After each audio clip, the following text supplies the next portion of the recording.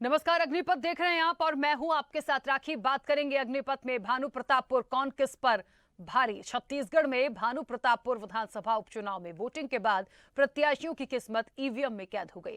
जनता ने तो प्रत्याशियों के भाग्य का फैसला कर दिया है। अब सवाल यही है कि यहां कौन किस पर भारी पड़ने वाला है। यहां कांग्रेस से सावित्री मंडावी और भाजपा से ब्रह्मानंद नेताम के बीच सीधी टक्कर है।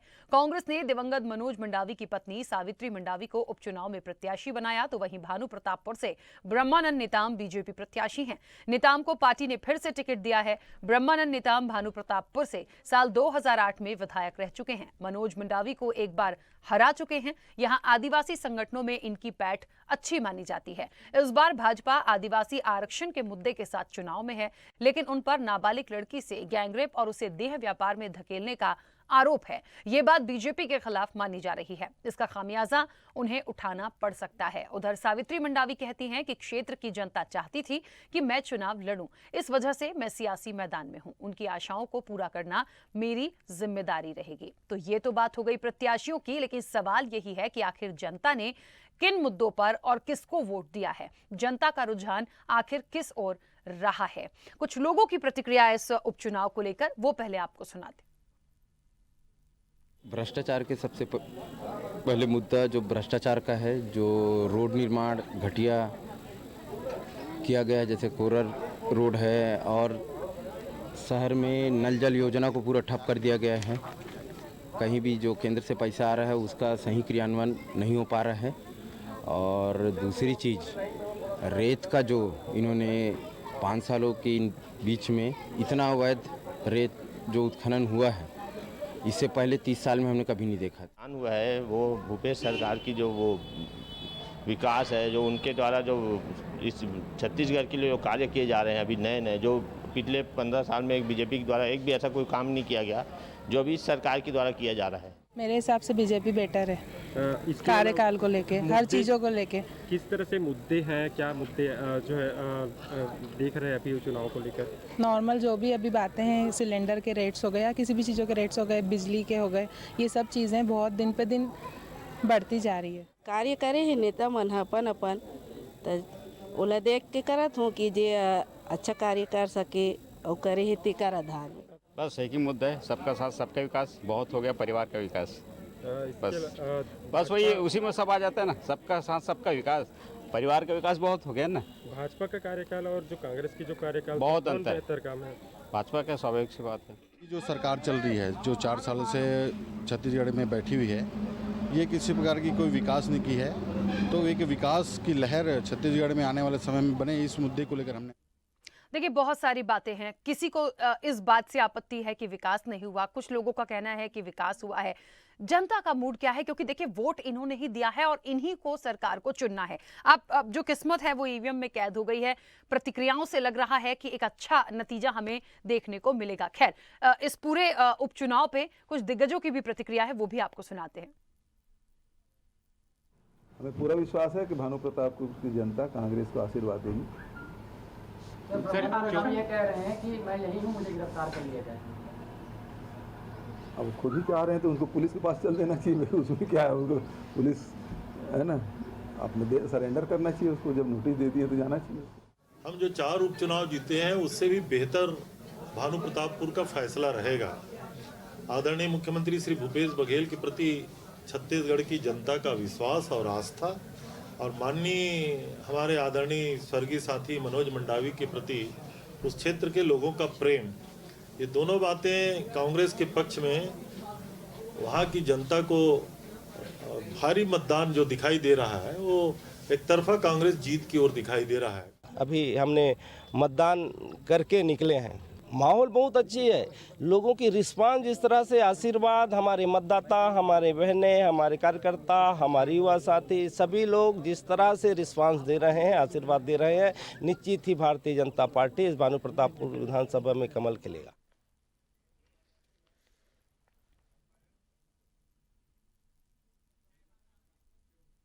तो आखिरकार भानु प्रतापपुर में किसका भाग्योदय होगा और वाकई में कमल खिलेगा या फिर जनता जो है वो हाथ का साथ देगी, ये देखना वाकई दिलचस्प होगा। इस चर्चा को मैं आगे बढ़ाऊंगी। हमारे साथ मेहमान जुड़े हैं। सबसे पहले आपका परिचय करा दूं।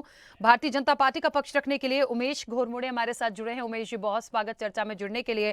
कांग्रेस का पक्ष रखने के लिए रवि ग्वालानी जी हमारे साथ जुड़े हैं। रवि जी, आपका भी बहुत स्वागत है। और वरिष्ठ पत्रकार उचित शर्मा हमारे साथ जुड़े हैं। उचित जी, आपका भी बहुत स्वागत है। चर्चा की शुरुआत सबसे पहले रवि जी आपसे, और इसलिए भी क्योंकि मुझे लगता है मैं दोनों ही कैंडिडेट की यदि बात करूं, चाहे सावित्री मंडावी की बात करें या ब्रह्मानंद नेताम की बात करें, ब्रह्मानंद नेताम क्योंकि एक बार पहले भी जीत चुके हैं और जब कांग्रेस के जो दिवंगत नेता थे मनोज मंडावी, उनको वो हरा भी चुके थे और ये भी कहा जा रहा है कि उनकी एक अच्छी पकड़ भी है। लेकिन यहाँ पर एक जो चीज अभी एक नाबालिग से दुष्कर्म और ये तमाम चीजों का जो केस लगा, शायद हो सकता है इससे थोड़ी सी उनको परेशानी चली जाए, लेकिन एक पकड़ देखी जाए, पैठ देखी जाए, वो उनकी दिखती है। तो क्या एक चुनौती की तरह इसको मानते हैं? लग रहा है कि कांग्रेस के पास ही ये सीट रहेगी या फिर भारतीय जनता पार्टी जो है वो ले जाएगी? राखी जी, सबसे पहले तो मैं भानु प्रतापपुर की जनता को आपके चैनल के माध्यम से बधाई देता हूं कि उन्होंने बढ़ चढ़ के वोटिंग की है और वोटिंग शांतिपूर्ण तरीके से हुई है। पहले तो उनको मैं बधाई देता हूं। दूसरा, जो आपने बात कही कि ब्रह्मानंद नेताम जी का एक पकड़ रही है, देखिए सब जानते हैं कि उनके ऊपर बहुत ही गंभीर आरोप लगे और उनके ऊपर जिस प्रकार से आरोप लगे और झारखंड की पुलिस भी आई हाईकोर्ट के ऑर्डर को लेकर के, तो निश्चित है ये सारी चीजें इन चुनाव पर प्रभावी रही। लेकिन जहां तक बात है कि हमारी कांग्रेस पार्टी की, तो हम भूपेश बघेल जी के चेहरे पर चुनाव लड़ रहे हैं, हम मोहन मंडावी जी के चेहरे पर चुनाव लड़ रहे हैं जो दिवंगत हो गए, उनकी वाइफ को जो टिकट मिली सावित्री जी को, तो हम उनके चेहरे पर चुनाव लड़ रहे हैं जिन्होंने विकास कार्य किए हैं, जिनका एक इतिहास रहा है। और 4 साल से आप देख पा रहे हैं कि छत्तीसगढ़ में विकास की धारा बही है, हमारी नीतियां रही है जिसके अंतर्गत आदिवासी वर्ग हो, वह जनरल वर्ग हो, एससी वर्ग हो, एसटी वर्ग हो, हर वर्ग के विकास कार्य माननीय भूपेश बघेल जी ने किए हैं। तो हम आश्वस्त है कि यह उपचुनाव हम पूर्ण मार्जिन से जीतेंगे और अच्छी मार्जिन हमें मिलेगी। और ब्रह्मानंद नेताम जी की जहां तक बात है, जनता जान चुकी है उनका चेहरा कैसा है, वह किस प्रकार से आरोपों से घिरे रहे हैं, तो जनता उन्हें करारा जवाब देगी, उन्हें और भारतीय जनता पार्टी को। ठीक है, उमेश घोरमुड़े जी, आपने सुन ही लिया रवि जी को, कांग्रेस की क्या प्रतिक्रिया है, कांग्रेस क्या सोच रही है, ये आपने देखा। बीजेपी ने भी दावा किया है कि वो जीतेंगे और जिस तरह से पकड़ और पैठ की बात मैंने की थी, देखिए मैं यदि एक बात करूं मनोज मंडावी जी की, तो उनका भी एक अपनी एक पकड़, एक नेतृत्व, देखिए बहुत मैटर करता है राजनीति में कि कौन नेता कैसा है, उसने कितना काम किया है, उसकी पकड़ कैसी है। और ये आपको भी पता है कि वोट बैंक बहुत मैटर करता है, हम इसको चाहे कुछ भी बोले पर ये प्रभावी तो होता है। इस वक्त पे एक ही पॉइंट सबसे बड़ा कांग्रेस के पास था जो उन पर आरोप लगे, और अभी जिस तरीके से एक तरफ गिरफ्तारी की बात हो रही थी, एक तरफ झारखंड पुलिस ने जो हाईकोर्ट से एक बात आई कि भाई उनकी गिरफ्तारी पर रोक लगी, बहुत सारी चीजें इस बीच हुई हैं, लेकिन वोटिंग हो गई है। तो क्या लग रहा है कि क्या सिर्फ इस पॉइंट की वजह से रह जाएंगे, या आपको लग रहा है कि सिर्फ कांग्रेस उछाल रही है इस मामले को? देखिए, आज मतदान हो गए और भानु प्रतापपुर क्षेत्र की महान जनता ने इस लोकतंत्र के महापर्व में अपने मतदान की आहुति दी और निश्चित तौर पे परिणाम चाहे जो भी हो, लेकिन आज एक बात तय हो गई। वो बात यह तय हो गई है कि आज कांग्रेस का विश्वास इस प्रदेश की जनता के बीच से उठ गया है। कांग्रेस का वो चेहरा आज बेनकाब हो गया है। इस प्रकार से भानु प्रतापपुर चुनाव के प्रारंभ से ही लगातार भारतीय जनता पार्टी के लोकप्रिय प्रत्याशी के ऊपर लगातार कांग्रेस की तरफ से प्रेस कॉन्फ्रेंस करके आरोप लगाए गए। भारतीय जनता पार्टी ने लगातार उसका विरोध किया और षड्यंत्र की बात कही।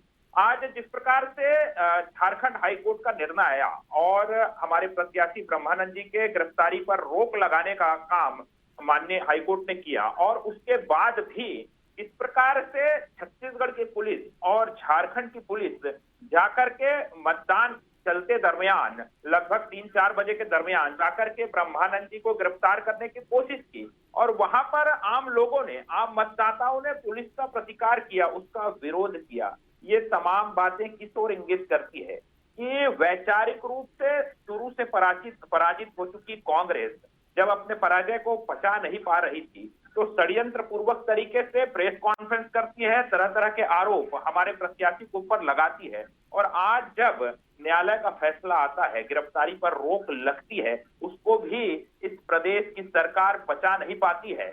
और न्यायालय के फैसले आने के बाद भी यहाँ पर उनको गिरफ्तार करने के लिए जाया जाता है। और जब मीडिया के लोग पूछते हैं झारखंड पुलिस से, तो झारखंड पुलिस के लोगों का साफ तौर पे कहना था कि हमसे बात नहीं करिए, छत्तीसगढ़ पुलिस से बात करिए, स्थानीय थाने से बात करिए। तो झारखंड की पुलिस जो 3 वर्षों तक सो रही थी, वो जब यहाँ पर जवाब देने तैयार नहीं है, उनका जवाब भी छत्तीसगढ़ की पुलिस देगी, तो मतलब साफ है कि झारखंड की पुलिस किसके इशारे पर काम कर रही है। और जब छत्तीसगढ़ की पुलिस से पूछा जाता है तो छत्तीसगढ़ की पुलिस कहती है कि हमसे बात मत करिए, झारखंड की पुलिस से बात करिए। तो ये चल क्या रहा है इस प्रदेश के अंदर में, ये कौन सा खेल चल रहा है, इस बात को इस राज्य की सरकार को, छत्तीसगढ़ की सरकार को स्पष्ट करना चाहिए। क्योंकि कांग्रेस तो आज बुरी तरीके से बेनकाब हो चुकी है। और परिणाम मैं यकीन के साथ कह सकता हूं कि इस प्रदेश की जनता ने, भानु प्रतापपुर क्षेत्र की जनता ने लगातार तमाम घटनाक्रम को देखा है और हमारे प्रत्याशी के ऊपर विश्वास भी जताया है। इस प्रकार का खेल, चाहे आदिवासी आरक्षण के नाम पर हो या फिर हमारे प्रत्याशी को बदनाम करने की साजिश के नाम पर हो, तमाम तरह के षड्यंत्रों को उस क्षेत्र की जनता ने देखा है। और आज जिस प्रकार से एक्सपोज यहाँ पर कांग्रेस हुई है, मैं ये जरूर कहूंगा कि जो हाईकोर्ट का फैसला आया है, अगर 24-48 घंटे पहले अगर आता तो उसका लाभ हमको और ज्यादा मिलता। जिस प्रकार से षड्यंत्र पूर्वक तरीके से हमारे प्रत्याशी को बदनाम करने की साजिश रची गई, उसमें तो कांग्रेस यहाँ पर आज एक्सपोज हुई। ठीक है उचित जी, मुझे लगता है देखिए पक्ष विपक्ष अपनी अपनी बात करेंगे और यदि कोई कैंडिडेट पे ऐसी कोई बात है या आरोप है तो वो ऐसे खुल के बोलेंगे भी नहीं, लेकिन पूरी स्थिति हमें समझ में आ रही है कि क्या हुआ है, कैसे हुआ है, या नहीं डिस्क्लोज कर रहे हैं, या क्योंकि देखिए कोर्ट का जो भी आदेश होता है वो हम सब मानते हैं, उस पर कोई तीखा टिप्पणी मैं नहीं करूंगी। लेकिन मुझे आज जो लोगों की भी प्रतिक्रिया मैंने सुनी, मिलती जुलती प्रतिक्रिया है। एक तरफ ना तो कोई बहुत खुश दिखा या एक तरफ ऐसा कि बहुत नाराज है, बैलेंस है। ऐसे में क्या लगता है आपको कि क्या थोड़ा सा खामियाजा बीजेपी को सिर्फ इस आरोप का उठाना पड़ सकता है, या फिर कांटे की टक्कर है, जनता ने इतना ध्यान इस बात पे तो नहीं दिया, सिर्फ मुद्दों पे दिया? देखिए, कांटे की टक्कर तो इसको आप बोल सकते हैं, ये कांटे की टक्कर तो नजर आ रही थी पहले से भी। लेकिन एक सवाल ये उठता है कि ये जो भानु प्रतापपुर की विधानसभा क्षेत्र से स्थानीय मुद्दे, विकास के मुद्दे, बुनियादी सवाल, ये सभी गायब नजर आए। केवल आरोप प्रत्यारोप की भीड़ में बुनियादी मुद्दे गायब नजर आए। इस बात का इल्म, इस बात का दुख दोनों ही वहां की आवाम की तो है ही। वो जो 2 लाख जनता है जो सवाल करना चाह रही थी, जो पूछना चाह रही थी, जो विकास की आवाज में जो खड़े हुए थे, विकास की जो बातें की जा रही थी उसके अगेंस्ट में, और जो विपक्ष अपना धर्म निभा रहा था उसके फेवर में, वो तमाम बातें दोनों ही पार्टी के द्वारा जो होनी चाहिए थी, वाद विवाद होने चाहिए थे, संवाद होने चाहिए थे, वो नजर नहीं आए। मतलब स्थानीय मुद्दे गौड़ आए, सेकेंडरी हो गए। आरोप प्रत्यारोप की नजर वो तेज हो गई और वो उस आंधी में बाकी मुद्दे बह गए। हकीकत तो यही है। लेकिन इस आरोप का भारतीय जनता पार्टी को इसका खामियाजा भुगतना पड़ा है। ये बात सत्य है कि उन्होंने कांग्रेस में काफी इसको प्रचार किया। झारखंड पुलिस जो स्टार प्रचारक की भूमिका में नजर आ रही थी, सब तरफ उनको ढूंढते हुए कि ब्रह्मा नेताम है कहाँ, ब्रह्मा नेताम है कहाँ। जिस तरीके से माइलेज उनको पेपरों में मिला, खबरों में मिला, न्यूज पोर्टलों में मिला, सब टीवी चैनलों में मिला, तो ये लग रहा था कि ये ब्रह्मानंद नेताम के पीछे सोची समझी साजिश भी नजर आ रही थी। एक ये भी कह रहे थे जिस प्रकार से टीवी में उनको बलात्कारी बोला गया, आरोप केवल एक आरोपी को, आप तो यहाँ पे हमने मीडिया ट्रायल करके उनको बलात्कारी भी साबित कर दिया, हमने उनको जब कि मीडिया ट्रायल ले लिया, पास्को एक्ट का मुख्य सरगना कह दिया, तमाम चीजें ऐसी, और वो भी कार्यकर्ताओं द्वारा नहीं, बड़े बड़े नेताओं द्वारा ऐसा किया गया जो कहीं से उचित प्रतीत नहीं हो रहा था। लेकिन ठीक है, दोनों जन ने अपनी मेहनत की है। लेकिन यहाँ पे जब एक इस कैनवास में जब मोड़ आया, वो है सर्व आदिवासी समाज। इस कैनवास में जो रंग भरा गया और कलरफुल इसको किया गया, सर्व आदिवासी समाज के आने से रोचक थोड़ा सा बना है। और वहीं पे भारतीय जनता पार्टी ने जब इस राजनीति के कुलपति, राजनीति के विश्वविद्यालय के कुलपति अपने ब्रिजमोहन अग्रवाल जी जो इस विधा में माहिर है, जब उनको उतारा तो कुछ रंग अलग नजर आया। वहीं से ग्राफ जो है थोड़ा थोड़ा भारतीय जनता पार्टी का बढ़ने लगा। वही कांग्रेस की तरफ भूपेश का चेहरा, भूपेश की 4 साल की जितने भी विकास की गाथा है, तमाम वो चीजें हैं जो उस और संवाद की दृष्टि को देख रही थी, संवाद के लिए इंतजार कर रही थी, उस पर चुनाव लड़ने की कांग्रेस ने कोशिश की है। मनोज मंडावी जी की काफी अच्छी छवि थी, बहुत अच्छा चयन कांग्रेस ने किया अपने प्रत्याशी का, ये पॉजिटिव पॉइंट जाते हैं कांग्रेस के पक्ष में। लेकिन वहीं इससे इतर जिस तरीके से भ्रष्टाचार प्रदेश में हुआ, भानु प्रताप आर्य डोगरी वाली खदान का मामला, ट्रांसपोर्ट का मामला, कार्यकर्ताओं को तवज्जो नहीं देने का मामला, केवल सरकारी कर्मचारियों को टिकट देने का मामला, काफी इसमें जोर पकड़ता हुआ नजर आ रहा था। कुल मिला के यहाँ पे बहुत अच्छा एक संघर्षशील चुनाव तीनों ही पार्टी की ओर से देखने को मिला, चाहे वो ब्रह्मानंद जी की पार्टी हो, सावित्री जी की पार्टी हो, सर्वतांत्रिक आदिवासी समाज के जो राम जी हो, वो तीनों के तीनों त्रिकोणीय मुकाबला आप इसको कह सकते हैं। अभी फिलहाल आप किसी के नहीं कह सकते कि किसी का भी अपर हैंड है, चाहे भारतीय जनता पार्टी हो चाहे कांग्रेस।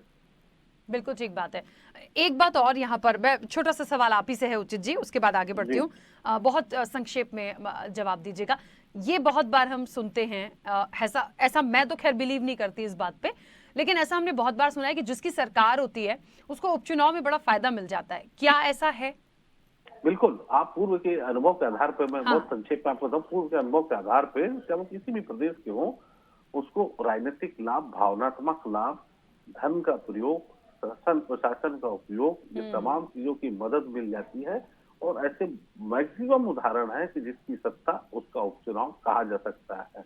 बिल्कुल, ये बात सही है, सुनी हुई है। मैंने सिर्फ इसलिए कहा मैं बिलीव नहीं करती क्योंकि कई बार ऐसा होता है कि बदलाव भी हो जाता है। तो अब ये क्योंकि जनता के ही ऊपर है कि उनको क्या करना है, कैसा करना है, क्योंकि मैं हमेशा कहती हूँ जो प्रत्याशी होता है उसका काम, उसकी छवि, उसका व्यक्तित्व, उसका नेतृत्व सब कुछ प्रभावी होता है और सब कुछ जनता देखती समझती है, तब वोट करती है। ठीक है रवि जी, मुझे लगता है बहुत स्थिति स्पष्ट है। ये बात तो बिल्कुल एक्सेप्ट की जा रही है कि कांटे की टक्कर है, किसी को कम नहीं कहा सकता, ना कांग्रेस कम है ना बीजेपी कम है। अब ये जनता जनार्दन के ऊपर है, लेकिन मुझे लगता है कि महत्वपूर्ण रूप से इस उपचुनाव में इस क्षेत्र के विकास के लिए बहुत अच्छे से काम करने की जरूरत है और उम्मीद है कि प्रचार के दौरान ये तमाम बातें हुई होंगी। देखिए, मैं 2-3 बातें कहना चाहूंगा। भारतीय जनता पार्टी के प्रवक्ता ने भी कुछ बातें कही हैं, पहले मैं उनका जवाब देता हूं, मैं उसके बाद आपके प्रश्न पर आऊंगा। उन्होंने कहा है कि छत्तीसगढ़ की पुलिस जवाब दे रही है, झारखंड की पुलिस जवाब नहीं दे रही है। देखिए, झारखंड का मामला है 2019 का, वहां की पुलिस यहां आकर के कार्यवाही करेगी, उसमें छत्तीसगढ़ का कोई हस्तक्षेप नहीं रहता। यह मामला झारखंड का है और आप इस मामले की गंभीरता को समझिए। ये कोई छोटी मोटी गाली गलौज का मामला नहीं है, यह बहुत गंभीर मामला है। एक महिला के ऊपर का लगाया गया है कि एक रेप का मामला है। तो आपको मामले की गंभीरता समझनी पड़ेगी जो ब्रह्मानंद नेताम जी के ऊपर लगे। और कांग्रेस पार्टी के जब संज्ञान में ये सारी बातें आई तो हमने जनता के समक्ष इन सारी बातों को रखा कि भारतीय जनता पार्टी ने एक ऐसे प्रत्याशी का चयन कर दिया है जिसके खिलाफ इतने गंभीर आरोप हैं और हाईकोर्ट ने अभी उन्हें बाइज्जत बरी नहीं किया है। अभी उन्हें अगला वक्त दिया गया है 3 हफ्ते बाद का, जिसमें उनकी पेशी होगी और उस महिला को भी हाईकोर्ट ने बुलाया है और ताकि वो सारी कार्यवाही आगे कर सके। तो आज के समय में इनके प्रत्याशी कोई पाक साफ नहीं है और यह सारी बातें एफआईआर पर है, यह सारी बातें कोर्ट के पटल पर है। वही बातें कांग्रेस पार्टी ने कही है, पहली बात। दूसरी बात जो आपने कही कि वहां के स्थानीय विकास के मुद्दों की, देखिए 4 साल से कांग्रेस की सरकार छत्तीसगढ़ प्रदेश में है, उसके पहले भारतीय जनता पार्टी की सरकार थी। नक्सल समस्या हमारे प्रदेश में बहुत बड़ी समस्या है, आप भी जिससे वाकिफ हैं। पिछले 15 साल जब भारतीय जनता पार्टी की सरकार थी तब आप देख लीजिए नक्सल गतिविधियां कितनी तेज थी।